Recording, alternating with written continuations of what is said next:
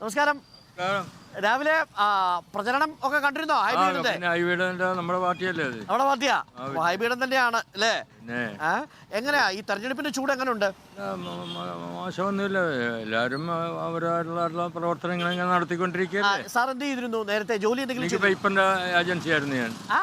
News പേപ്പറിന്റെ news paper agency ആയിരുന്നു. ശരി. അപ്പൊ ഞങ്ങൾ നമ്മുടെ കുടുംബക്കാരനാ, വാർത്താ കുടുംബത്തിലുള്ള ഒരാളാണ്. അത് കാരണം ഇപ്പൊക്കെ പ്രായമായി കഴിയുമ്പോ അതൊക്കെ വിട്ട് നിൽക്കുകയാണ്. ഇപ്പൊ വിശ്രമ ജീവിതമാണ്.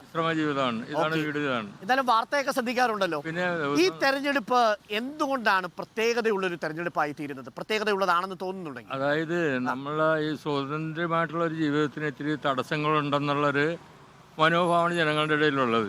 അതായത് കേന്ദ്ര സർക്കാരിന്റെ ആ പ്രതികാര നടപടികൾ കാരണം എന്ന് പറഞ്ഞാൽ ഇപ്പൊ തന്നെ ബാംഗ്ലൂർ കണ്ടില്ല, ഒരു വൈദികനെ കയറി ദേവാലയത്തിൽ കയറി അടിക്കുന്ന രണ്ട് മൂന്ന് ദിവസത്തിന് മുമ്പ്.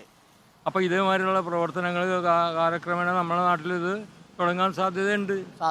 ഇപ്പൊ ഇങ്ങനെ നിൽക്കുന്ന മണിപ്പൂർ അടക്കമുള്ള വിഷയങ്ങൾ ഇവിടെ ഈ തെരഞ്ഞെടുപ്പിൽ ഒരു വിഷയമാവോ?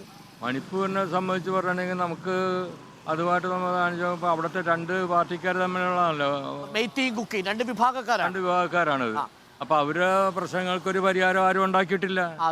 അതിന് ഇടപെടാനായിട്ട് അതിന്റെ രാഷ്ട്രീയക്കാർക്ക് അതിന് താല്പര്യം ഉണ്ടോ ഇല്ലെന്ന് തന്നെ നമുക്ക് സംശയമാണ് അത് കണ്ട്.